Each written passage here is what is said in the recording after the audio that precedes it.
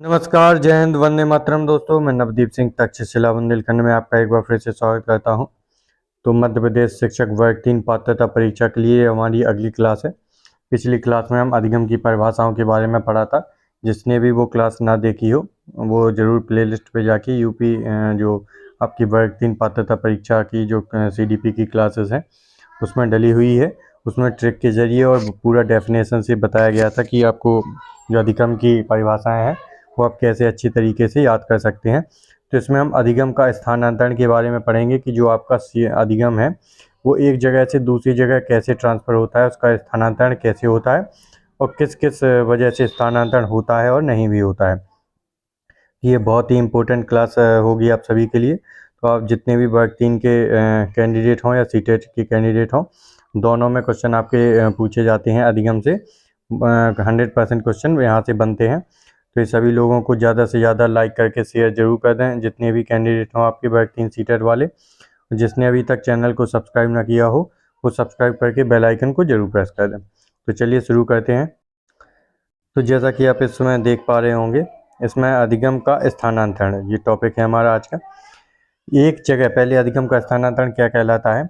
एक जगह सीखा गया अधिगम। अधिगम को आप ज्ञान से कनेक्ट भी कर सकते हैं। अधिगम मतलब होता है लर्निंग, सीखना। एक जगह सीखा गया अधिगम अगर दूसरी जगह प्रयोग कर दिया जाए तो उसे अधिगम का स्थानांतरण कहेंगे। जैसे कि आपने कहीं पर कुछ सीखा है और वही आपका सीखा हुआ किसी और जगह काम आ जाता है, तो ये आपका क्या हो गया? अधिगम का स्थानांतरण हो गया कि आपका एक जगह सीखा हुआ काम आपकी दूसरी जगह प्रयोग में आ गया। तो यही आपका कहलाता है अधिगम का स्थानांतरण। अब अधिगम का स्थानांतरण कितने कितने प्रकार से होता है, क्या कैसे होता है? तो आपकी पहली हेडिंग है आपका शून्य स्थानांतरण, जीरो ट्रांसफर। तो इसमें क्या होता है? जब पहले का अधिगम, पहले का सीखा हुआ बाद के अधिगम में सहायता ना करे। जब आपने कोई चीज़ पहले सीखी है और आप कोई बाद में कोई काम कर रहे हैं तो वो उसमें अगर काम आपके नहीं आता है तो वह क्या कहलाता है? जीरो स्थानांतरण, शून्य स्थानांतरण। कि आपका सीखा हुआ अगली जगह ट्रांसफर नहीं हुआ है, मतलब स्थानांतरण कैसा हुआ अधिगम का? जीरो। जैसे हिंदी सीखकर कार चलाना सीखना। तो हिंदी सीखने अगर आप सीख जाते हैं तो उसके बाद अगर आप कार चलाते हैं तो कार चलाने में आपका कोई भी जो आपका हिंदी सीखने का अधिगम है ये इसमें काम नहीं आएगा। तो यहाँ पर कैसा स्थानांतरण हो जाएगा आपका? शून्य स्थानांतरण। यहाँ से आपसे सीधे सीधे क्वेश्चन नहीं बनते हैं, इसमें एक डेफिनेशन दे दी जाती है। जैसे कि आपने वर्ग 3 का एग्जाम दे रहे होंगे तो बहुत से डेफिनेशन बनाकर आपसे क्वेश्चन पूछे जा रहे हैं। ऐसे पूछ सकते हैं कि अगर एक लड़का अपनी क्लास में हिंदी अच्छा बोल लेता है, वो हिंदी का सीख लेता है, उसके बाद वह साइकिल चलाना सीखता है, तो इसमें किस प्रकार का अधिगम का स्थानांतरण हुआ है? ऐसे क्वेश्चन बना के वह पूछते हैं क्वेश्चन। तो अगला आपका कौन सा अधिगम है? पहला हो गया शून्य स्थानांतरण, दूसरा है आपका नकारात्मक स्थानांतरण, नेगेटिव ट्रांसफर ऑफ लर्निंग। तो शून्य अलग है और नकारात्मक अलग है। अगर पहले का अधिगम बाद के अधिगम में बाधा बने या बाद का अधिगम पहले के अधिगम में बाधा बने तो कौन सा हो गया? नकारात्मक, मतलब माइनस स्थानांतरण हो जाएगा कि आपने जो कुछ पहले सीखा हुआ है वह आपके बाद में जो आप सीख रहे हैं उसमें आपका बाधा बन रहा है, या फिर बाद का सीखा हुआ पहले के सीखे हुए में बाधा बन रहा है। तो ये आपका कैसा अधिगम हो जाएगा? नकारात्मक अधिगम, नेगेटिव ट्रांसफर ऑफ लर्निंग। जैसे नकारात्मक में भी दो हो जाएंगे, अग्रोन्मुखी नकारात्मक स्थानांतरण और पश्चिमोन्मुखी नकारात्मक स्थानांतरण, फॉरवर्ड नेगेटिव ट्रांसफर और backward negative transfer. Forward negative transfer क्या कहलाता है? पहले हिंदी माध्यम से पढ़कर बाद में अंग्रेजी माध्यम में पढ़ना। तो जैसे आपने कक्षा 5 तक आप हिंदी माध्यम के स्कूल में आप पढ़ते रहे, फिर आप जब अच्छे हायर स्टडीज़ या फिर 6 से 8 के लिए आप अगर अंग्रेजी माध्यम में शिफ्ट होते हैं तो आपकी जो हिंदी माध्यम में आपने पढ़ाई की है ये बहुत सारी बाधा इसकी वजह से बनती है आपको अंग्रेजी माध्यम में, क्योंकि वहाँ पर हिंदी का ज़्यादा प्रयोग नहीं किया जाएगा आपको। तो आपका हिंदी सीखना, हिंदी में पढ़ना आपके लिए बाधा बन जाएगी। तो ये कौन से हो गया आपका?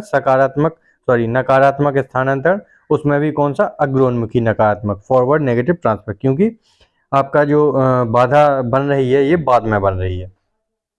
इसके बाद आता है आपका पश्चिमोन्मुखी बैकवर्ड नेगेटिव ट्रांसफर। इसमें पहले हिंदी माध्यम से पढ़कर बाद में अंग्रेजी माध्यम में पढ़ना और 5 साल बाद फिर से हिंदी माध्यम में पढ़ना।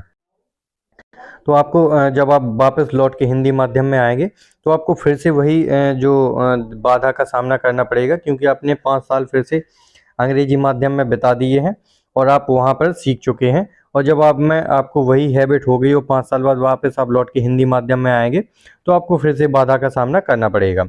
तो आपको कौन सा बैकवर्ड, मतलब फिर से वापस आने के लिए पश्चिमोन्मुखी नकारात्मक स्थानांतरण, आप अंग्रेजी के शब्द जो मैंने पहले भी बताया है आपको, आप अंग्रेजी के शब्दों को जरूर याद रखें। बैकवर्ड, नेगेटिव ट्रांसफ़र, ये आसानी से याद भी हो जाते हैं और इनके कोई भी और दूसरे शब्द नहीं होते हैं, ये आपको यही लिखा वहाँ पे मिलेगा।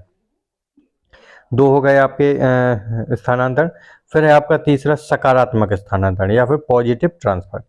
इसमें क्या होता है, अगर पहले का अधिगम या पहले का कुछ सीखा हुआ, अधिगम को आप समझ के समय लर्निंग या सीखना, कि बाद के अधिगम में सहायक हो, आपने जो पहले सीखा और वही आपके बाद में सीखने में सहायता कर रहा है, तो आपको कौन सा सकारात्मक स्थानांतरण होगा अधिगम का। जैसे वर्णमाला सीखकर शब्द रचना करना, तो जब आप छोटा बड़ा सीखते हैं या ABCD सीखते हैं, उसके बाद आप जब शब्द बनाते हैं तो आपने जो छोटा बड़ा सीखे हैं ये आपके शब्द बनाने में सहायता करते हैं, हेल्पफुल होते हैं। तो ये कैसा हो गया, पॉजिटिव ट्रांसफ़र हो गया कि आपने छोटा बड़ा सीख लिए, उसके बाद आप कमल जब लिखेंगे तो आपको ये लिखने में सहायता होगी क्योंकि आपने छोटा बड़ा सीखे हुए हैं।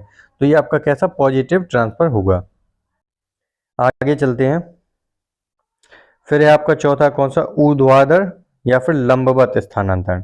कैसा, ऊर्ध्वाधर या फिर लंबवत स्थानांतरण या फिर वर्टिकल ट्रांसफ़र ऑफ लर्निंग। तो वर्टिकल ट्रांसफ़र ऑफ लर्निंग क्या होती है, जब निम्न स्तर पर सीखा गया ज्ञान, जब निम्न स्तर पर सीखा गया ज्ञान उच्च स्तर पर प्रयोग हो जाए तो ऊर्ध्वाधर स्थानांतरण माना जाएगा। जब आपने बहुत नीचे स्तर पर कोई चीज़ सीखी है और ये आपके प्रयोग कहाँ पर, हायर लेवल पर आप प्रयोग कर रहे हैं या उपयोग में आ जाए, तो ये कौन सा ऊर्ध्वाधर या फिर लंबवत या फिर वर्टिकल ट्रांसफ़र ऑफ लर्निंग कहलाती है। जैसे बाइक चलाने वाले का कार चलाना, तो ये बाइक चलाना एक निम्न स्तर है, लेकिन कार चलाना कैसा, उच्च स्तर है। तो आपका बाइक चलाना, आपका अगर कार चलाने में आपका प्रयोग हो जाता है तो ये कौन सा आपका ऊर्ध्वाधर बिल्कुल होता ही है। बाइक में भी आपके इंडिकेटर होते हैं, तो आपको पता है लेफ़्ट जाने के लिए लेफ़्ट इंडिकेटर, राइट जाने के लिए राइट इंडिकेटर। यही प्रयोग आप जब कार में करते हैं तो ये आपका कैसा हो जाएगा, आपका ऊर्ध्वाधर या फिर लंबवत स्थानांतरण।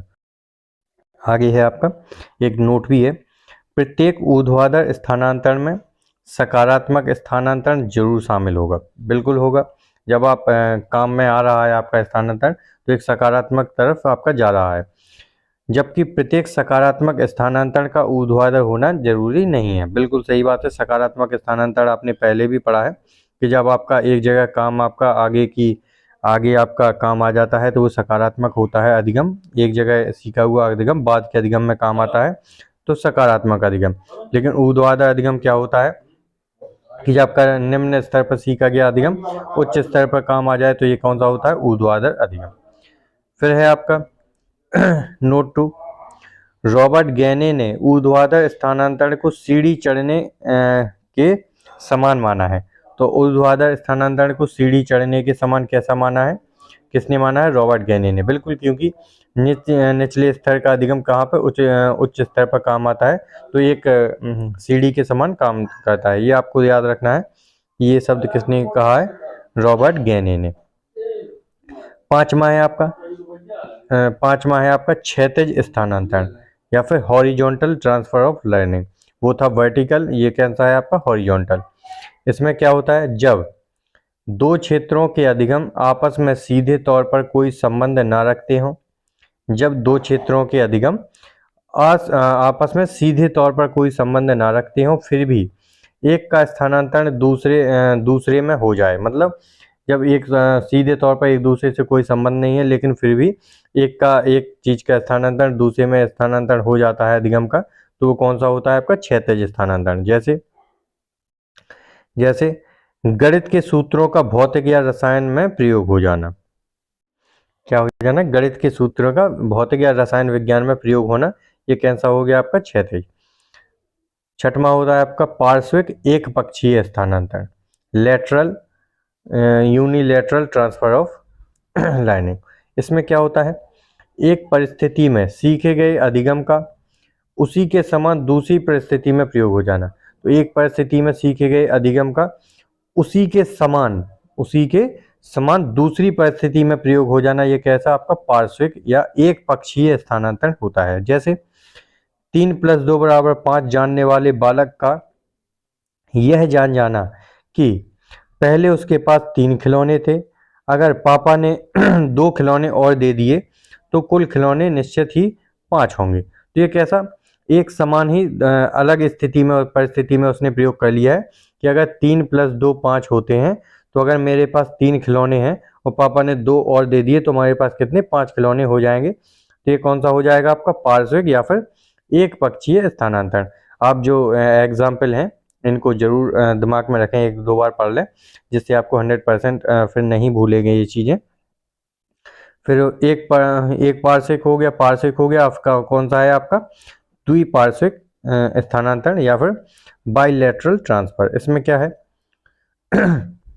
यह स्थानांतरण सिर्फ कौशलों में संभव है जब मानव शरीर एक अंग में सीखा गया कौशल दूसरे अंग में भी स्थानांतरण हो जाए, तो द्विपार्श्विक स्थानांतरण कहलाता है। जैसे आपके द्वारा तो आपका द्विपार्श्विक होता है। जैसे इसमें क्या होता है कौशलों का स्थानांतरण होता है, अधिगम का नहीं होता है, आपका कौशल होते हैं जो आप करके सीखते हैं। जैसे दाएं हाथ से लिखने वाले का निपुणता पूर्वक बाएं हाथ से भी लिखना, ये कौन सा हो जाएगा द्विपार्श्विक स्थानांतरण। जैसे कि आपने 3 इडियट मूवी देखी होगी, इसमें कौन था वायरस था, जो प्रोफेसर था आपका डीन, वो दोनों हाथों से लिख सकता था, तो उसका जो दाएं हाथ का अधिगम जो कौशल था लिखने का कौशल है वही आपके उसके बाएं हाथ में भी ट्रांसफर हो गया था। तो ये कौन सा द्विपार्श्विक स्थानांतरण या फिर बाइलेटरल ट्रांसफर कहलाता है। तो ये आपका यहाँ पर ये हमने अधिगम की परिभाषाएं पढ़ी ली थी, तो आपका अधिगम का स्थानांतरण जो चैप्टर है आपका वो पूरा हो गया। आपके अधिगम के स्थानांतरण में 6 प्रकार का स्थानांतरण होता है आपका। कौन कौन सा हो जाएगा, पहला आपका शून्य स्थानांतरण, शून्य के बाद दूसरा हो जाएगा नकारात्मक स्थानांतरण, तीसरा हो जाएगा आपका सकारात्मक स्थानांतरण, चौथा हो जाएगा आपका कौन सा हो जाएगा आपका वर्टिकल स्थानांतरण, पांचवा हो जाएगा आपका कौन सा क्षैतिज स्थानांतरण वर्टिकल, फिर पांचवा हो जाएगा आपका क्षैतिज स्थानांतरण, फिर हो जाएगा आपका पार्श्विक या फिर एक पक्षीय स्थानांतरण, फिर द्विपक्षीय या फिर बाइलेटरल स्थानांतरण। ये आपके 6 प्रकार के स्थानांतरण हो गए अधिगम के। आप इनको एक बार जरूर रिवाइज कर लें, जो आपके लिए बहुत ही इम्पोर्टेंट होंगे आपके सभी एग्ज़ाम्स में, जो भी आपके टीचिंग एग्ज़ाम है सभी के लिए बहुत ही इम्पोर्टेंट हैं। तो इस वीडियो को ज़्यादा से ज़्यादा लाइक करके सभी तक शेयर जरूर कर दें, और जिसने भी हमारे प्रैक्टिस सेट ना देखे हों 17 प्रैक्टिस सेट कंप्लीट हो चुके हैं। आज एक और प्रैक्टिस सेट आपका अपडेट होगा शाम के समय पर 18 नंबर के, जो आपके लिए बहुत ही इम्पोर्टेंट है सभी। तो सभी लोगों तक ज़्यादा से ज़्यादा शेयर जरूर करें, और जिसने सब्सक्राइब ना किया हो चैनल को वो सब्सक्राइब जरूर करें। आप लाइक ज़रूर कर दें, आप वीडियो देखते हैं तो इससे भी हमें मोटिवेशन मिलता है कि आप तक हमारी जो चीज़ें हैं वो पसंद आ रही हैं आप सभी को, हम जो भी कंटेंट बना रहे हैं आप सभी के लिए। तो मिलते हैं अगली वीडियो में। जय हिंद दोस्तों।